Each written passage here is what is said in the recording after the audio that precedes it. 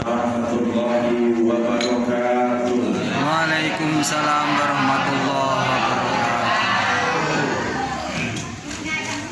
Saya dengar terus malas semua. Saya salam sekali lagi. Yang jawab salam saya sekali lagi. Saya doakan kalau dia punya utangnya lunas semua. Amin. Dia saya janda single parent, lama lagi dapat jodoh. Ada yang single parent? Ada ya? Ada Pak. Ada. Yang muda juga lama lagi dapat istri.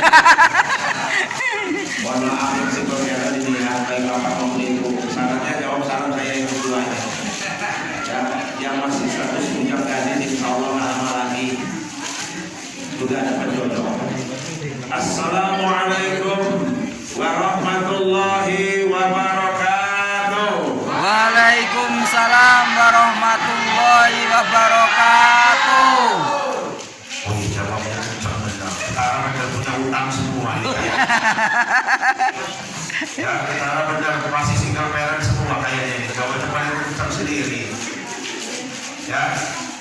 Bismillahirrahmanirrahim. Alhamdulillahirabbil alamin. Wassalatu wassalamu ala asrofil anbiya'i wal mursalin Sayyidina wa habibina wa syafi'ina wa maulana Muhammadin Sallallahu alaihi wasallam.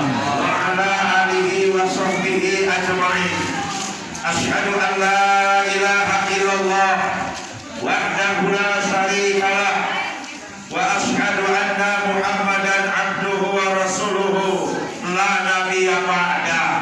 Allahumma salli wa sallim wa barik ala sayyidina wa nabiyina wa habibina wa syafi'ina wa maulana Muhammadin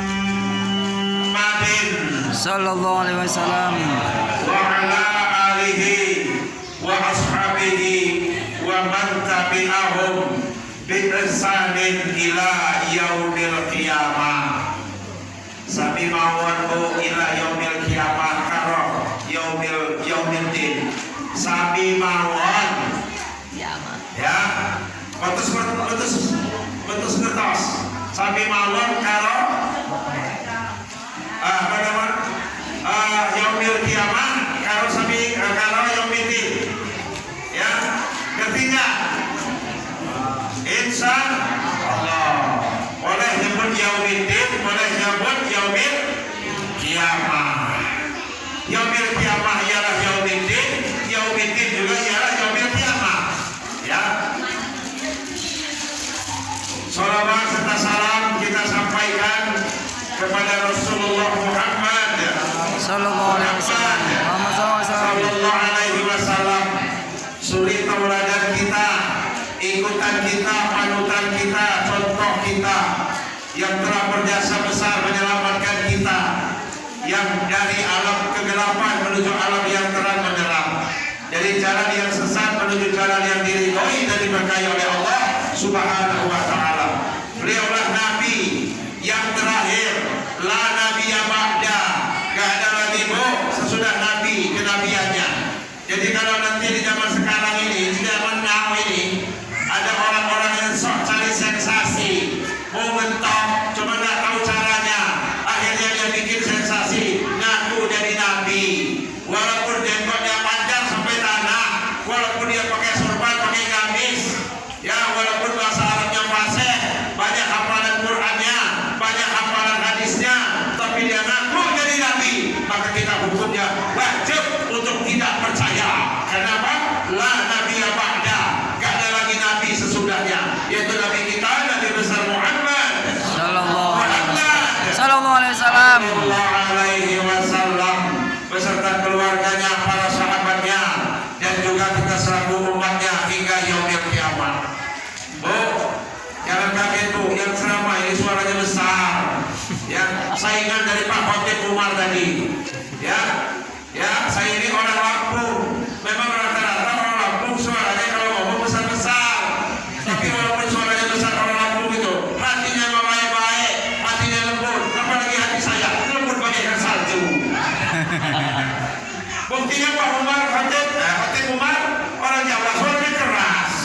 Ya, jadi nggak semuanya seperti itu ya.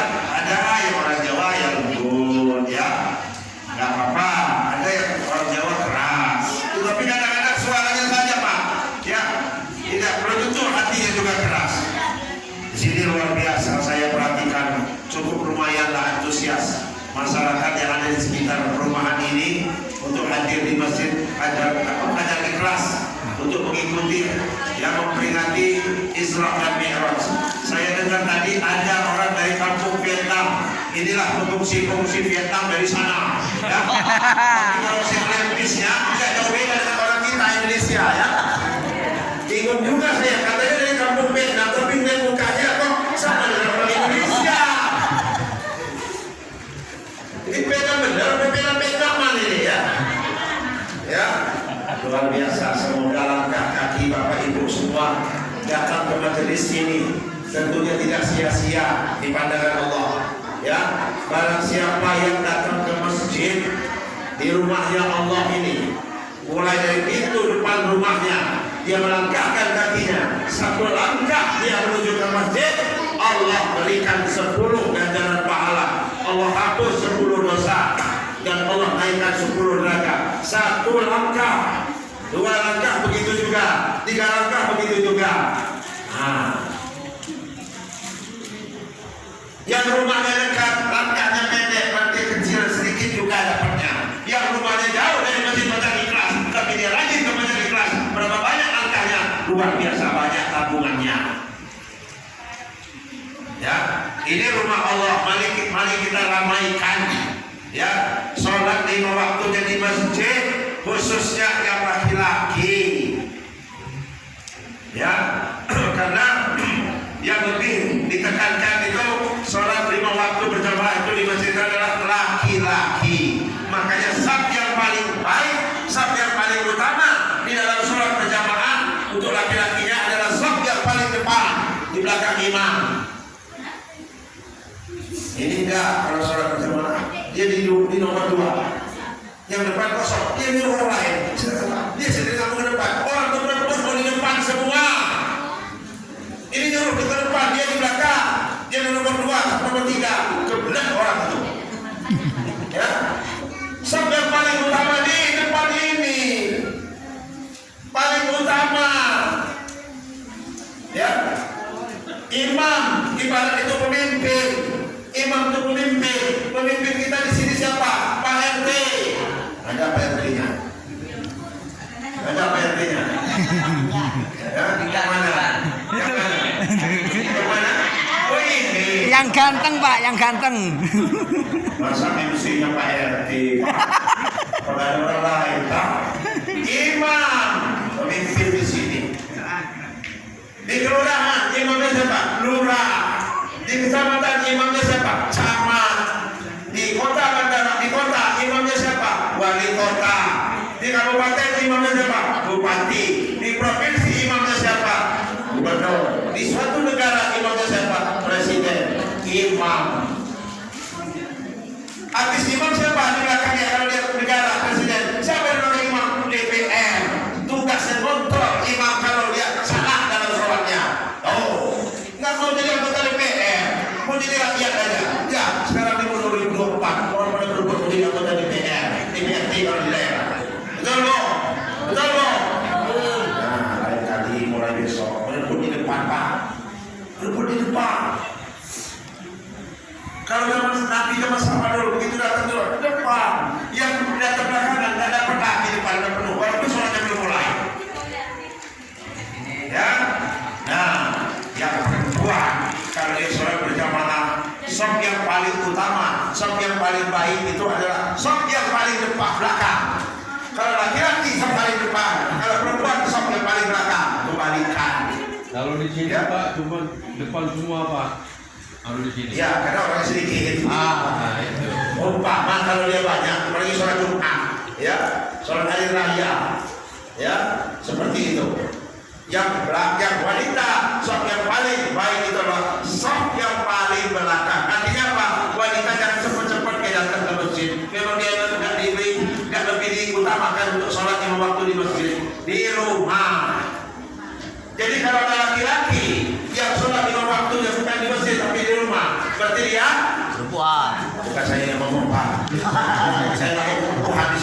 Ini yang ngomong Pak nih. Sholat yang lima waktu perempuan itu adalah di rumah. Sholat lima waktu laki-laki itu adalah di masjid. Jadi kalau ada laki-laki yang sholat lima waktu di rumah, berarti dia Perempuan. bukan saya yang ngomong. Saya tak mau jadi tersangka di sini. Ini yang ngomong nih. Dia bukan soleh, tapi soleha. Ya, ini baru 45 Bu, belum isi belum isi. Sekarang udah jam 9. Mau sampai jam berapa maunya Ibu? Ya, mau sampai jam 12 mau nggak? Saya tantang, mau nggak? Kata Ibu, saya nggak berani Bu, rumah saya jauh Bu, rumah saya dekat BKP Bu. Ya, jauh, gelap lagi jalan menuju ke sini tadi ya, nggak ada lampu jalannya, benar-benar beli PLN ini. Ya, perkenalkan diri saya dulu. Nama saya Anis Munandar. Ya, rumah saya di perumahan Ragong Gawi 1. Kalau 2 jalur PKP, Ibu dari atas dari gerbang PKP atas, terus meluncur turunan itu, ketemu bundaran 4 cabang. Jangan ke kanan, jangan ke kiri, tapi lurus lagi, mentok di bawah itu. Itulah rumah saya, perumahan saya. Ya, jadi BKP itu posisinya di atas.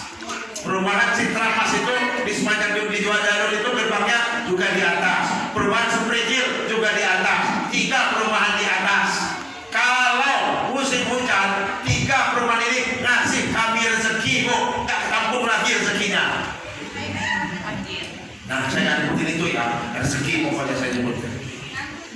Ya, tapi alhamdulillah talunnya sekarang sudah diperlebarkan, diperdalam lagi, sehingga rezeki yang dikirim oleh orang-orang yang bekerja di BKP nggak lagi, ya, sudah bisa ditampung.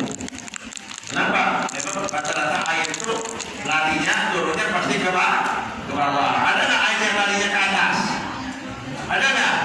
Ya itu nggak ada. Memang saya mau nanya ada apa enggak? Kalau ada ya di mana? Kalau nggak ada ya berarti benar nggak ada. Ya, itu rumah saya.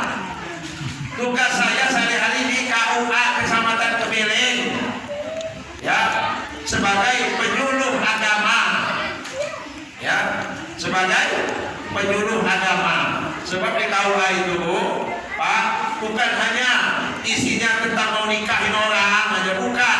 Di KUA itu ada penghulunya, ada penyuluh agamanya, ada bagian wakafnya, ada bagian kemasjidannya, ada bagian tentang apa namanya majelis taklimnya dan lain sebagainya. Cuman orang-orang yang di luar itu tahunya KUA itu tempat nikah, itu aja tahunya. Padahal isi di KUA itu banyak, ya Pak, banyak. SK kepengurusan masjid KUA, ya. Dan kalau mau nikah itu bukan penghulu yang menikahkannya, ya. Yang menikahkan itu siapa Bu? Walinya. Penghulu itu cuma nyatet doang supaya terarsip di dokumen negara. Yang nikahkan antara pengantin laki perempuan adalah wali daripada perempuan, bukan penghulu. Nah, kalau penghulu nikahkan saya, kata perempuan, apa namanya? Wali kamu mana? Siapa walinya? Bapaknya mana? Bapak kandungnya? Nggak ada bapak kandungnya, kakeknya. Nggak ada kakeknya, saudara kandungnya yang laki-laki. Itu urutan wali. Ya, itu saya tugasnya di KUA. Ya, anak saya 3, perempuan, baru dapat laki. Perempuan, waduh, saya mau laki-laki yang anak pertama. Baru 3. Kedua lahir lagi perempuan. Yang ini nggak bisa. Tadinya berdua aja tadinya. Berhubung dua ini yang kedua yang perempuan, terpaksa mesin dihidupkan lagi, dipanaskan lagi, produksi lagi. Baru yang ketiga ini dapat laki. Ya. Yang perempuan yang tua sudah ujian skripsi di UIN Raden Intan Sukarame. Ya, 3-3-nya di UIN semua. Yang nomor 2 perempuan semester 6 di UIN. Yang nomor 3 laki semester 2 baru tamat tahun 2002 kemarin dari SMA 14. Oh, jadi saya anaknya 3. Istri saya 1. Jangan dibalik. Ya, anak saya 3, istri saya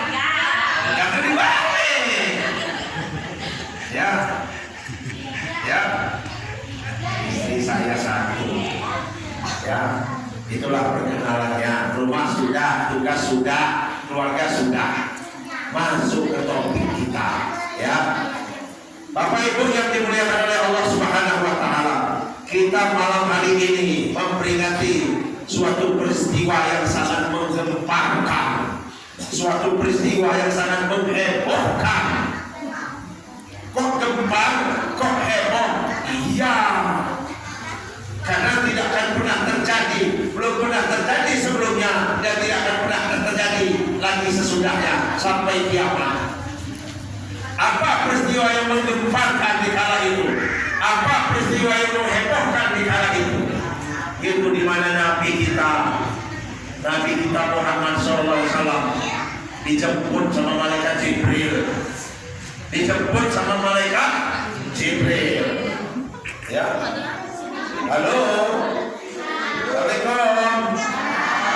Apakah masih didengar suara saya? Fokus. Ya, apalah artinya ibu-ibu datang dari rumah jauh-jauh, cuma ngobrol aja. Karena cuma ngobrol berdua di rumah juga bisa. Ya Bu ya. Jadi di sini kata Pak Menteri tadi, niatkanlah silaturahmi. Dua, niatkanlah tolakul ilmi. Ya, seperti itu. Jadi kita juga dua-duanya kita ambil semua. Jadi peristiwa yang menghebohkan Bu kala itu Bu, ya, di mana Nabi kita Muhammad dipanggil oleh Allah, ya, melalui perantara malaikat Jibril. Kata Allah, kalau bahasa kitanya ya, hai Jibril, saya ya Allah, panggil kekasihku Muhammad, ajak dia sini menghadapku langsung. Dan engkau bawa aku bekali engkau suatu kendaraan yang sangat super cepat, yang dinamakan dengan buruk. Pak, bentuk buruk itu gimana? Apa seperti kuda? Nggak tahu, jangan tanya saya. Karena saya belum pernah di dalam hadir dalil-dalilnya bagaimana bentuk buruk. Cuma diceritakan kecepatannya melebihi kecepatan kilat. Jangan menghayal Bu. Wah, buruk itu jangan-jangan kendaraan Nabi waktu Isra Mi'raj kayak kuda ya. Kayak binatang kayak kuda ada sayapnya, ya. Jangan-jangan juga kepalanya kepala wanita, badannya kuda ada sayap. Jangan, ya. Jangan menghayal-hayal begitu. Kalau nggak ada dalilnya, jangan dihayal-hayalkan begitu, ya. Jadi begitu. Halo, bisa didengar? Datanglah Jibril. Ya Muhammad, engkau dipanggil Allah, engkau diperintahkan oleh Allah menghadap dia langsung. Loh, kan selama ini engkau Jibril yang menyampaikan. Ini beda. Loh, beda. Allah pengen dialog bicara langsung dengan kamu, maka engkau dipanggil. Kemana kita? Kata Jibril. Ya, di saat itu Nabi kita itu lagi sedih Bu. Nabi kita juga lagi sedih. Sedihnya kenapa? Sedihnya dua orang yang dia cintai sudah meninggal dunia. Siapa dua orang yang dia cintai meninggal dunia Bu? Yang membuat Nabi sedih-sedih, duka, gundah, gulana. Siapa dua orang yang dia cintai yang meninggalkan dia? Ayo, siapa deh? Ada nggak yang tahu? Tanding, nggak ada yang tahu. Ya. Yang pertama adalah pamannya Abu Thalib. Yang kedua istrinya Siti Khadijah. Oh, ya, upaya aman kayak gitu. Kenapa Nabi merasa benar-benar kehilangan sama dua orang ini? Karena dua orang inilah yang menjadi pendukung utama dakwah Nabi. Walaupun pamannya Abu Thalib sampai akhir hayatnya, sayangnya ada hidayah dari Allah, dia tetap tidak mau masuk Islam. Dia tetap tidak bisa masuk Islam. Sehingga saat Abu Thalib sakratul maut, kata Nabi kita Muhammad, ya pamanku, sebutkanlah la ilaha illallah. Paman, kalau paman nyebut itu paman selamat. Tapi paman yang ada hidayah dari Allah, tetap dalam keadaan dia tidak Islam, tidak Muslim. Tapi walaupun demikian, di saat dia sehat, pamannya Abu Thalib itu pendukung utama Nabi dalam berdakwah. Sampai dia bilang, siapa yang berani ganggu dakwah ponakan saya ya, saya tebas lehernya. Tapi dia sendiri nggak mau masuk Islam. Itulah hidayah. Nabi saja nggak bisa kasih hidayah kepada pamannya, karena hidayah itu hak mutlak Allah. Nabi Nuh di saat banjir sudah tiba, ya dia sudah naik perahu Nabi Nuh, dia lihat di perahu itu nggak ada anaknya yang bernama Kan'an. Ya, kata Nabi Nuh, wahai umatku, melihat anak saya nggak? Oh nggak ada. Nabiullah Nuh, anaknya Nabiullah Nuh itu nggak di kapal sini, di mana? Di sana, di bawah bersama orang kafir, kumpul di sana. Apa kata Nabi Nuh? Hai anakku, sini nak sama papi. Manggilnya papi dulu tuh. Papi sini nak. Ya, kumpul sini naik kapal. Allah lagi murka, akan turun banjir. Apa kata Nabi Nuh? Tidak papi, kalau banjir saya akan naik ke gunung yang paling tinggi. Apa Nabi Nuh bisa kasih hidayah sama anaknya? Tidak bisa. Ya Bu. Jadi kalau ada orang, ya, kalau ada orang yang ibu kenal, bapak kenal, dia kiprahnya di bidang agama, dia sering ceramah, dia sering khotbah, dia sering berbuat baik, tapi dia punya anaknya nakal, jangan ibu duduk. Wah, jangan-jangan orang tua yang pernah kasih dia agama. Katanya bapaknya ustaz, jangan duduk seperti itu. Nabi Nuh gak bisa ngasih daya sama anaknya. Bapaknya Nabi, bapaknya berdakwah, anaknya pengen kumpul sama orang kafir. Oh, betul nggak? Kita berbaik sangka saudara. Mungkin orang tua itu sudah jelas pasti pernah mendidik dia, cuma tipe anak yang memang bandel. Ya Bu. Kebalikan dari Nuh. Nabi Nuh siapa? Nabi Ibrahim. Kalau Nabi Nuh itu Rasul, anaknya kafir. Kalau Nabi Ibrahim dibalik, anaknya Rasul, bapaknya yang kafir. Ya Bu. Ya, kalau di Nabi Nuh, bapaknya yang taat, anaknya yang preman. Kalau Nabi Ibrahim, anaknya yang taat, bapaknya yang preman. Ada nggak keluarga kayak gitu Bu? Ada nggak zaman sekarang? Ada. Ada orang tuanya nggak sholat, tapi anaknya rajin sholat. Ada. Banyak. Ada yang bapaknya rajin sholat, anaknya nggak pernah ibadah. Ada. Ya, seperti itu. Ada lagi sepasang suami istri, suaminya taat ibadah, suaminya Nabi dan Rasul, istrinya kafir. Siapa Bu? Siapa Bu? Hah? Siapa?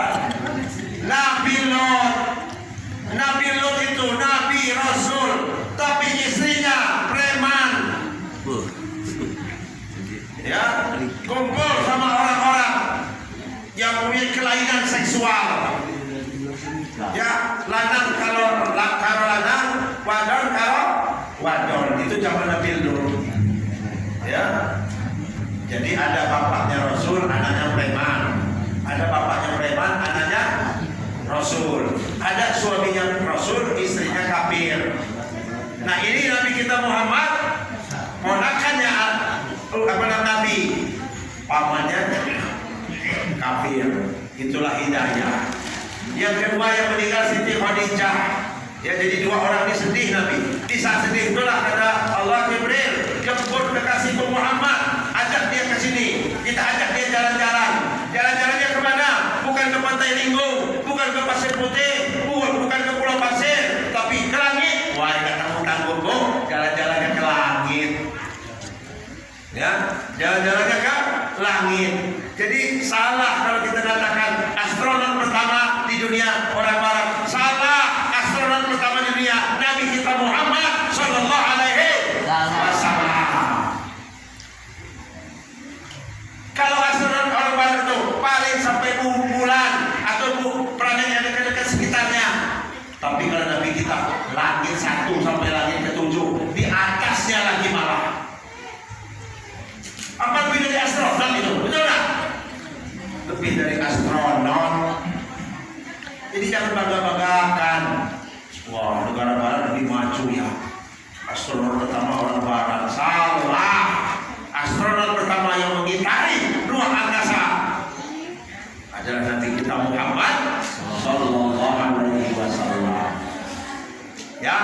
Berangkat. Ya, begitu berangkat sudah siap kendaraannya buruk. Ya, kendaraan super cepat.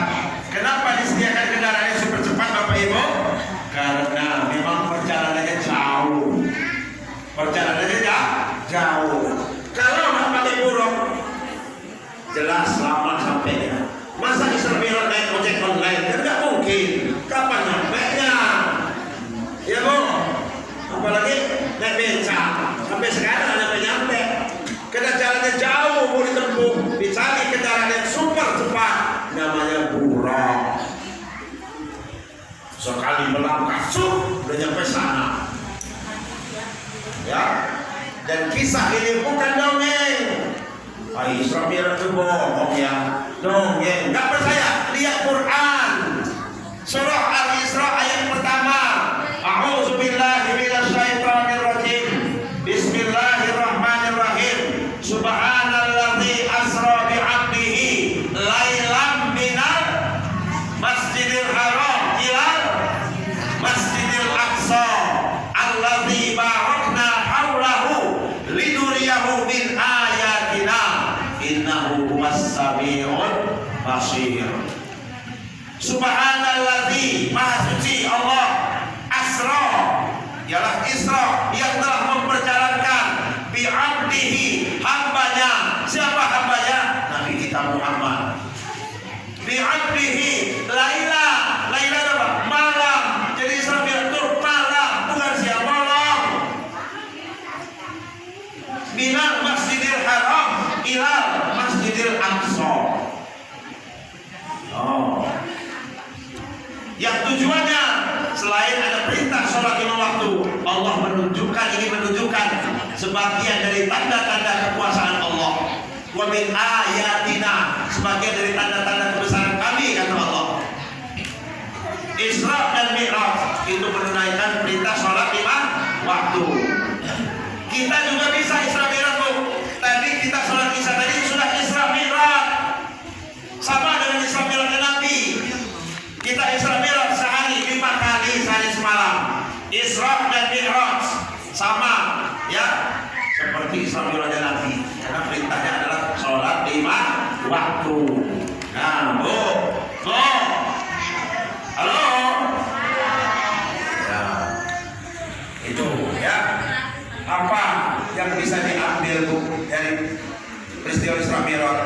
Pertama, ya, Nabi kita Isra Mi'raj itu diantaranya mulai dari Masjidil Haram ke Masjidil Aqsa. Di mana Masjidil Aqsa, Bu? Di mana, Bu? Hah? Di mana? Di Kedaung. Katanya juga di Kedaung. Di mana, Bu? Masjidil Aqsa atau Masjid Al-Aqsa di mana? Di mana? Di Palestina. Dari Masjidil Haram di Mekah ke Masjidil Aqsa di Palestina. Dari masjid ke masjid. Setelah Isra Mi'raj dari masjid ke masjid. Artinya apa? Masjid itu dengan kita umat Islam nggak bisa dipisah. Nggak bisa dipisah. Masjid dengan umat Islam nggak bisa dipisah. Kayak ikan dengan air. Ikan dengan air itu harus menyatu. Air memang tempatnya ikan. Tempat orang Islam apa? Masjid. Ya. Ada nggak ikan yang nggak betah di air, Bu? Ada nggak? Ada nggak? Ada. Namanya ikan mau mati. Ikan yang mau mati nggak betah di air. Ada nggak orang Islam yang nggak betah di masjid? Ada. Orang Islam yang bagaimana? Orang Islam yang hatinya sudah mati. Nggak ada tertarik sama masjid, nggak ada kepedulian sama masjid. Osok bodoh mau masjidnya roboh, nggak ada urusan sama dia. Nggak ada kepedulian, ya. Nggak mau jadi diangkat jadi apa? Diminta jadi pengurus masjid. Nggak ada yang mau. Ngapain jadi pengurus masjid? Nggak ada gajinya. Capek-capek aja. Waduh.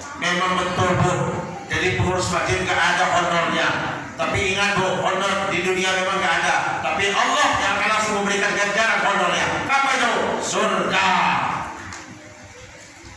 Ya. Kalau semua manusia nggak ada yang mengurus masjid, nggak ada yang mengurusi masjid, apa jadinya rumah Allah? Berbanggalah orang-orang yang diamanahkan oleh masyarakat jadi pengurus masjid, karena masjid ini rumah Allah. Bangga kita jadi pengurus rumah Allah. Kita jadi pengurus rumah sama, kita bangga betul. Di mana mau kerjanya?